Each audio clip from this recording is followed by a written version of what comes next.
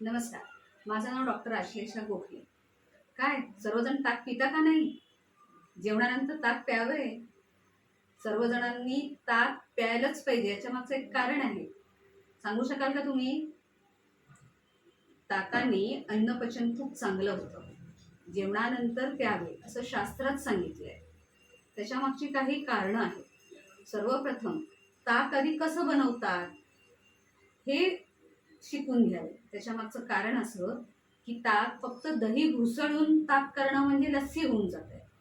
पण ताकाचं स्वरूप लोणी काढल्यानंतर जे असतं त्यालाच अमृत म्हणतात.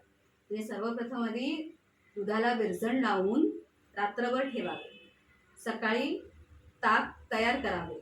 छान घुसळून दोन्ही बाजूला करावे आणि मग जे राहणार आहे खाली त्याला ताक म्हणतात. आता असे ताक तुमचं रुची वाढतं. रुची म्हणजे तोंडाची चव, अन्नपचन होणार आहे.